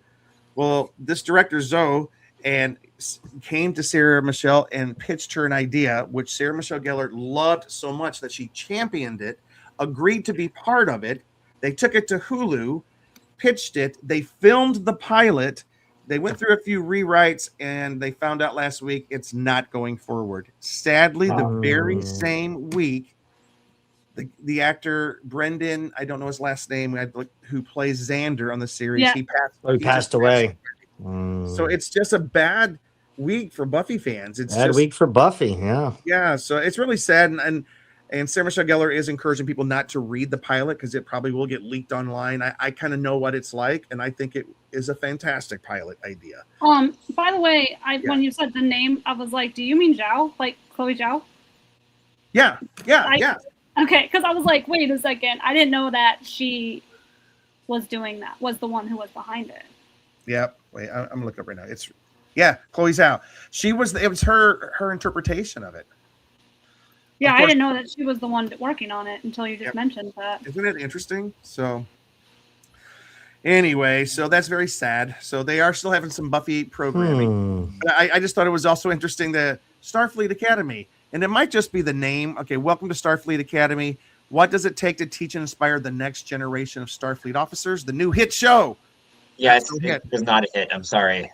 Yeah. I love Star Trek. Yeah. And when I was young, I really wanted to have a Starfleet Academy series. I thought, I wish they would do this. It would be really cool. And I haven't seen any of this one because everything I've heard about it is negative. Yeah, it's I cannot speak to it yet. I'm going to watch it. I watched the pilot episode. It was parts 1 and part 2, which I thought were okay. And I didn't get caught up in, there's a lot of cultural debate about it. And that part I wasn't caught up in. I just think it was not very Star Trek-y. It was too, and I love Paul Giamatti and I love Holly Hunter, two of my favorite actors, and they're facing off against each other. But it seemed so. Like, anyways, we're getting off on the different topic. Don't get Jim talk about Paul Giamatti. Right. It'll be like, I was like, guys, we're at like an hour and a half. I know. We got to finish up here. Any other real quick on Saturday before we jump to Sunday? Mark, did you have any that you saw? No, I just have a question about the Star Trek 60. Is anyone in that panel from the show? I don't think so. I can look back and look. Kind of like my deal with Jaws, yeah. Tony Kim, Hero Within. He's been on our show a few times. Oh, wait. But he's not from Star Trek. Wait, is that here? Yeah, so it's Matt Jennings. He's Neil Neil Hatford, the DP of Con of Wrath. I don't know what that is. Matt Jennings for All Mankind. Well, no, it's Con of Wrath. It's Con of. I just read it. Neil Hatford, the Con of Wrath, not the Wrath of Con, but C-O-N, Con of Wrath.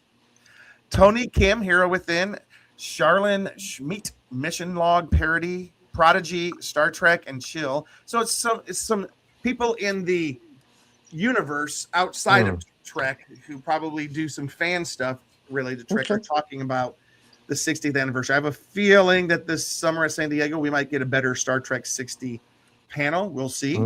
All right, let's jump to Sunday real quick, guys. What are the panels on Sunday? Mark, real quick, you've got one. Oh, nothing. I heard there was a Jaws one celebrating Jaws' 50th anniversary. Jaws 50th. What time?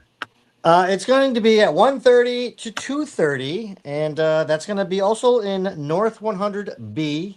Yep. And I'll be moderating it, and it's going to be Chris Gore of Film Threat, Pat Jankowicz of what's his book, Jaws Companion. So you think it's safe to go in the water, and then Stephanie Cannon of Fangoria, and Chris Kriska, who owns the largest private one of the largest private collections of Star Wars. Of Jaws memorabilia. Would you like to know who won't be at the show and who will be at Hollywood Show no, very soon weekend? Know. Oh, okay. Mark, can I say something? This panel at San Diego was amazing. 1,100 people showed up. It was so good, so much fun. It was fun. It was good. You guys didn't get a chance to go. Even if you did see the one in San Diego, come see this one. We're gonna just geek out on Jaws again. We're nearing the end of the Jaws 50th anniversary year. So come celebrate one of the best movies of all time with people who love it. All right. Katie did talk about cosplaying while disabled at 11 a.m. Also cosplays Drag Queens First Class. That sounds funny. What else do we have on Sunday, Luke Cheeseman? Well, we have a lot of goodies, which I'll let Jim tell about one of them, but just some quick ones that have been kind of standing out to me is there's some of us are Christians on the show, and there's a pop culture and Christian church panel that's in room 211. I just kind of came across from 11 a.m. till noon. So since it's on Sunday and I can't make church, this might be a good one to check out. So that's right. Bunch of different people talking about how, I don't think the church needs to be a part of popular fandom and culture. So this might be. Wait, they don't, people who don't think it should or should? Should. Okay. This panel will explore the effectiveness of the Christian church in reaching out to the comic book, anime, and gaming communities, where the church has been successful, where it has fallen short, and what strategies can be implemented so that the church can be more effective. Any of us who've been to Comic-Con have seen the people with the yellow signs kind of shouting angrily at everybody at the convention. And then, but when you actually go inside the convention hall, you do see tables from groups like the Christian Comic Art Society, who are, there actually making art and interacting with people and being like, hey, here's what we believe, in a much more friendly, approachable way. So yeah, I enjoy panels like this. I've seen them in the past. Our friend Tom Parham has been on some of these back in the day before he moved to Florida. He comes to San Diego still, so we'll see him in San Diego. All right, we got to go quickly, Katie. There was one I saw. I'm gonna only touch on two really quickly. Well, actually, just one. My bad. This one is at 1 to 2 in room 213 CD. It's called Manga, Anime, and New World of Censorship. So it's basically talking about how manga and anime are becoming a target of censorship all over, here in the US, but also abroad. And it's the Comic Book Legal Defense Fund's Jeff Trexler and panelists sharing the latest updates on manga bans in schools, libraries, a new law in Texas that's causing manga to be removed, arrests related to it, and then debunking and other forms of platform censorship and other developments affecting manga and anime, along with what they mean for all comics media. So that caught my attention just because obviously like censorship is like, anyway, I'm not gonna get on my like hill right now, but it's disappointing in a lot of senses. I don't want to get too, we try not to get too political here, but well, I think it could open up for a good discussion. I think I think it's good to understand both sides of it. When I hear censorship, I want to know what that means. Yeah, of course, and there's stuff with it, but basically that was interesting to me, especially because manga and anime are not, they're Japanese and Asian mediums, so I think that's heavier too. So it caught my attention. That would be interesting. I would love to hear some more about that. Like I said, like I think there's two sides to this, and that's not what we're talking about here. It's an interesting thing because sometimes, I like manga, I like anime. There's some super violent stuff in there that maybe, elementary schools shouldn't have, or maybe they should have. It depends on I'm not going to get into that, but I understand both sides of this, and that would be a good panel to go to hear. And it's from a legal perspective. So someone's been arrested though. You said something that's well, I didn't read the whole entire thing, but it's talking about arrests for having legal material while on that's interesting to me. Arrested for manga slaughter. So it's like, I should have left 10 minutes ago. I don't even know what you just said. So that was that one, and then there was another one on. Let me see if I can find it real quick. The schedule is a really difficult to maneuver on the website. I know. It's not super accessible. I mean, it used to be super easy. Why did I say super happy? In fact, it's not even letting me go back right now. But there was one on. Oh wait, hold on. Now it's gonna let me go back. Sorry, y'all. I said, I'm struggling with this interface. Hey, why don't you look for that one? I'm gonna say this one real quick. On Sunday, room 300C, from 2:30 to 3:30. The Con Guy is sponsoring. What I was gonna say. Yeah. Oh, do you want to do it, Derek? I mean, it doesn't matter. I figured you probably had this one on your list already when I was looking at the description. But it's time travel writing for film and TV. Jim already said 2:30 to 3:30 in room 300C on Sunday. Yeah, time travel has been a cornerstone of sci-fi films and TV for years. Basically, it lists all these time travel things and has a number of writers from various properties that related to time travel talking about just how you tackle this sort of thing inside the writer's room. And one of those writers, Jim, do you want to say who that is? Mr. Bill Marsili. Yeah. Deja Vu. He was one of the co-writers for Deja Vu, starring Denzel Washington. Luke and I just had drinks with Bill yesterday, and he is one of our favorite people. Luke and I are actually working for Bill right now. So that's one of the writers on the panel. And also Matthew Maala, who's an old buddy of ours. Yep. And it's moderated by Angela Relucio. Yep. Who's also a friend of our show. Yep. And I forgot to put in the description here that this was a Con Guy panel. Whoops. Yeah. Would have helped. But anyways. Yeah, that's the one I did want to call out. And the other, and Katie, do you have yours? There were two things I was going to call out, but one of them was called From Burnout to Brainstorm. Mm-hmm. It's at 12 o'clock to 1 o'clock in room 211. And it's book editor Amanda Meadows, cartoonist and librarian Julie Favesh, from Froggy Librarian, and zine maker and artist Malou. I don't know how to say that. I'm really sorry.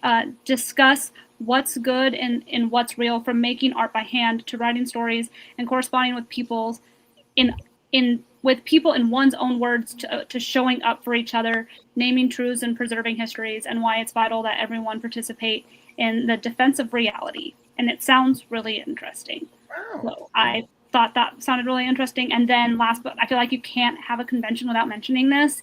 Dr. Horrible Sing-Along blog always has a sing-along every single convention. If you don't know what Dr. Horrible Sing-Along blog is, please look it up.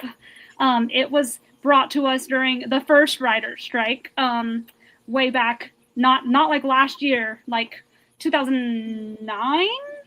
Oh god, yeah, it was 2008, 2009, by Joss Whedon, and like we were talking about Felicia Day earlier, she's in it. Nathan Fillion's in it. I can't really talk Doogie about. Howser. Neil Patrick Harris is in it. NPH. Yep. Every year there is a sing along at the convention for it.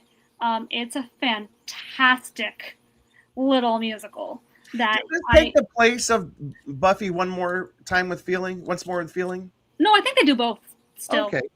I didn't see the Buffy one. I've never seen Buffy. Please don't come for me, y'all. I've never seen Buffy. What?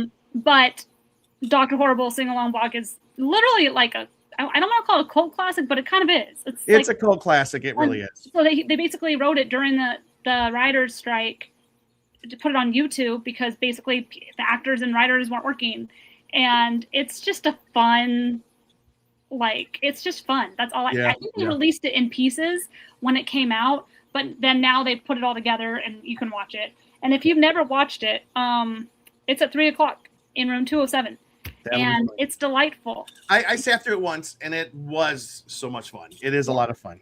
Yeah, it's just an iconic pop culture moment. In that time of like the 2000s. Yep. So reminds you of a gentler, calmer time in our lives. Derek, do you have any for Sunday? 2001. Did anybody mention the Jack Kirby tribute panel yet? No. Yeah, Please that is do. Sunday at noon in room 207. And I'm sure everybody here probably knows who Jack Kirby is. Some call him the king of comics. Comic book legend, and let's see. And Disney Jack Kirby's legend as one-time well. assistant and all-time friend. Mark Evanier brings together people who knew the man, some call it the king of comics, or know about him and or are even related to him to talk about his extraordinary creative talent. Let's see. John Morrow, Tom Kraft from the Kirby Museum, Paul Levine, an attorney, Tracy Kirby, his granddaughter, and others, it says. So we don't know who all is going to be there, but that sounds kind of cool for any big comic The book Kirby fans. Museum. I wonder where that's at. I'll have to look into that. Interesting. Yeah. Oh, and I guess before just because we're on Sunday and it's the last day, I do want to mention there's a whole lot of tabletop gaming demos and things in Exhibit Hall C. Yeah. And that's in this like kind of light blue, teal-ish sort of thing. But if you're one of these people like I was some years ago at Comic-Con who's maybe never played Dungeons and Dragons and always wanted to try it, or if you wanted to try out Magic the Gathering, or you are an old pro at those and you want to see what else is out there that's newly released. They are doing demos every day of various games. And there's a whole lot you could look into. If you just stroll into that Exhibit Hall C on any given day at any time, there's probably somebody putting together some demo of some game that you can check out. Lots of times the makers of new games are there and they even do special promotions during these conventions. Sometimes little special add-on packs of cards or whatever. It's definitely worth going. We got our first set of dice at Comic-Con a few years ago. And yeah, we even won a free D20 because my wife Lara just randomly rolled. Like, they had a chance to roll, and if you rolled a nat 20, you would get a free D20, and she did. But there are always the fun things there, and you're meeting fun board game nerds, too, at the same time. WonderCon is one of these conventions where it's sizable, but it's not as insanely crowded as Comic-Con, and so you often have the chance to just talk to people, which is really the best thing about conventions, you know? It's internally bulky. It's got a lot of meat on the bone, where I hate to say it, it's full of panels and learning and meeting, whereas some of these other conventions, sometimes you go and it's just like they line up 50 people, you get an autograph, and then what else do you do for the rest of the day? It's just, this has so much more to- show. and what? Hollywood show. Oh, nothing. Oh, don't say that. Hey, Mark, since you look like you're about to explode, do you have anything for Sunday and we can let you go, my friend? You can tell I need to go to the bathroom, can't you? Yes. Okay. I'll Okay. pass. Anything else? No, not really. I'll see you guys there. All right, we'll see you there, Mark. Hey, Okay. Mark, thank you for joining our show today, my friend. Of course, I'll be sure to urinate before I join next time. All right, we'll talk to you later. All right, Mark? All right. Good to see you guys. Bye-bye. Bye, Mark. Hey, Luke, real quick on Sunday. Yeah, I'm finding more and more just kind of creative type things going on Sunday. Like I'm just really impressed with the amount of things they got. So just to name a few, gosh, let me make sure I'm in the right place. Sorry, Well, while you're looking them up, let me just pull this one up that I have to say. I am on a panel. It kind of closes out the convention. It's called Success in Creativity. Talks about making the best of your resources. It's Sunday from 4 o'clock until 5 o'clock in room 213 CD.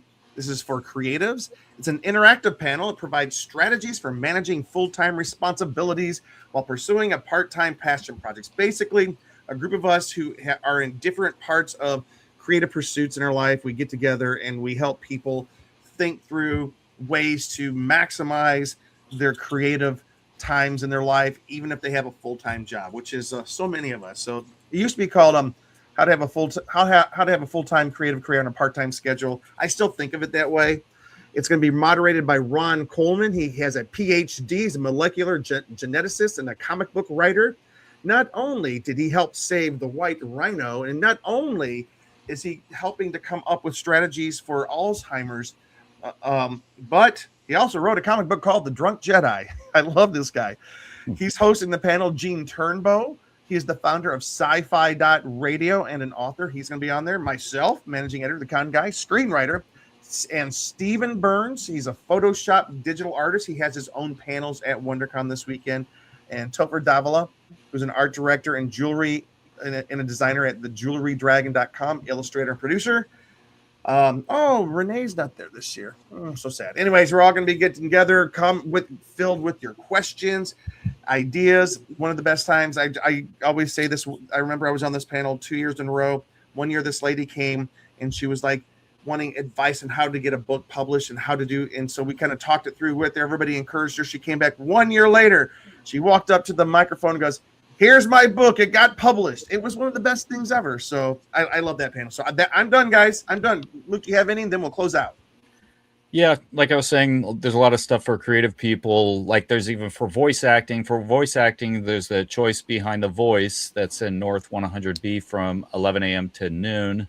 Has people from Foster's Home for Imaginary Friends, The Day the Earth Blew, a Looney Tunes movie, minis, about Oh, I want to see that. all sorts of there's like a whole list of stuff. And then there's even another one where's that one? Breaking into voice acting for games and animation. That's in room 207 from 1 to 2. And then even for kind of the other creative stuff I mentioned, like there's creative portfolio review for comic storyboard artists and writers. That's in room 206B from 11 a.m. to 12:30. Then there's from burnout to brainstorm, and that's in 211 from noon to 1. Then there's the Writers Coffee House WonderCon edition from 12:30 to 2:30. So that's a big long panel from 204C. And then Rolling with Story, how to improv and TTRPGs. I'm not sure what that means. Eric just educated us about this. Tabletop role-playing games. Thank you, Katie. I feel seen. So that's from 1 to 2. And then we mentioned the Jaws. There's some Batman stuff. And there's storytelling through music. Okay, we lost your microphone. We can't hear you, Luke. Oh. I was just saying there's also storytelling through music, the craft of writing music for TV and video games. That's from 2 to 3 in room 209. And that's people from The Simpsons, Cyberpunk, 2077, Jupiter's Legacy, Call of Duty, and a few other things. So there's a lot of I stuff. like what you're spotlighting there. Like this is for creative people, like things for creative people if they want to get into voice acting, get into writing, get into film editing. There's like so much. Like, Yeah. There's a lot of that this year. Yeah. And we have to wrap up though.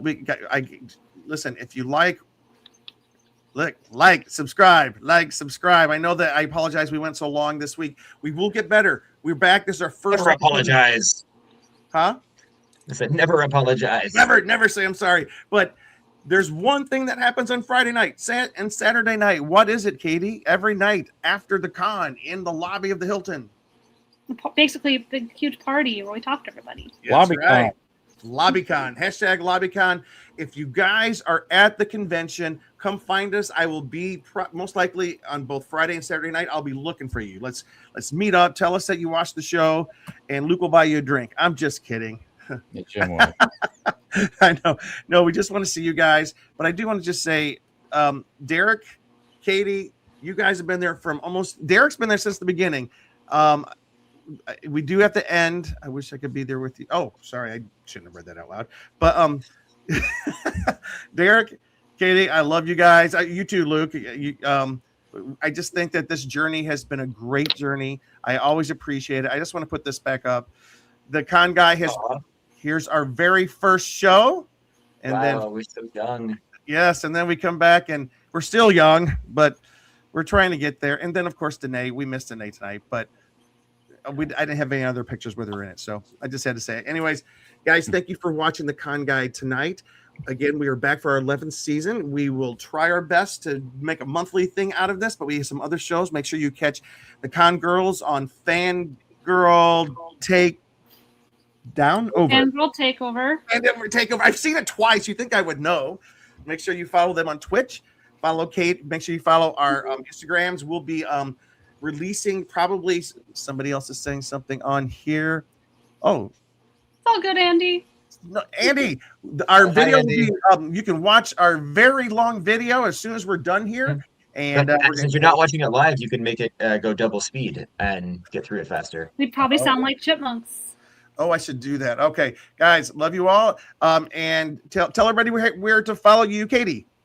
Well, my name disappeared, but it's at KT_Christine right there.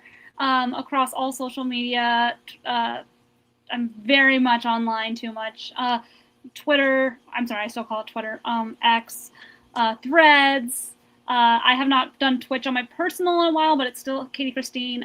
TikTok, kind of been inactive on that recently. But Instagram is going to be where I'm mostly.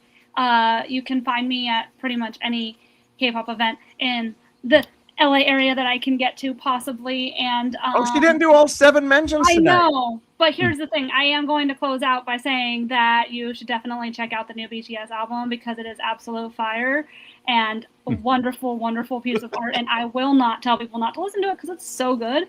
And you can find me at WonderCon on at least Saturday and Sunday. I am really excited to go back down there, and we have our next Con Girl show is on April 14th, and we will be talking about Ren Fair. Ooh, nice. So I just had to run it by the girls because I forgot that was what we were talking about. Is it Ren season? It is the fair season. Oh my goodness. It starts next month. Next month? Yeah. I just got an email about it, and it said April to May. 2 weeks away or something. And it's not starting Easter Sunday. Yeah. Ooh. Sorry, I've got to check the date again. I forget exactly what date it starts. Yeah, it's April and May for 6 weeks. And your fellow con girls, Emily, do you know Jess will be down at WonderCon as well? Yes, correct. Con girl Emily and Con girl Jessica will be there for sure. Fantastic. Come find them, say hello to them, and follow the show. Derek, I know you're not online much, but if they do want to find you. Yeah, so I'll probably be back on a little more after Easter, probably Easter weekend. I might share a little bit about our, Lord of the Rings, our annual. Well, I hate to say that we only watch it once a year, but sometimes that's how it is these days. But we will be watching the extended Lord of the Rings trilogy over Easter weekend, as we always do. And I'll probably, while we watch, be hooking up my lighting kit for my Rivendell Lego set, because that's necessary. And maybe I'll even My Barad-dûr tower could use some lights, but I don't know. It's also supposed to be in darkness, so I'm torn. Ooh. Anyway, I'll probably post some then and maybe be on a little more frequently. All that to say, you can find me on Twitter and Instagram at ConGuyDerek. All right. ConGuyDerek. Lord of the Rings concert, the full Lord of the Rings concert at Peacock Theater is coming up soon. They're playing the full suite live. Anyway, All 3 movies. yes, I'll The regular ones or the extended? no. I mean, they're just the score, just the score. Oh, gotcha. Oh, just Well, the I mean- score. Okay, I would still go. Yeah, I'll post more information about that. I'm sorry, guys, we got to finish up the show. We got way too Okay, long. sorry, Luke, sorry. go ahead. All Did you right. finish? Well, you can Luke. find me at WonderCon and on Instagram at Cheese on Couch. I need to blow the dust off that old account. I haven't been very active, but like Derek, get it back going again. We're old. What can you do? I know. Millennials are old now. 10 years. Yeah. 10 years. Just for me, follow me. You can follow me on my Instagram at James D. Fry, but follow us on the Con Guy Instagram. It's the Con Guy on X, the Con Guy on our Facebook page. Search for the Con Guy channel on YouTube. Hopefully, we will see you guys down at WonderCon. And if we don't see you there, we will see you soon afterwards. All right, guys. Bye-bye. Bye. Oh.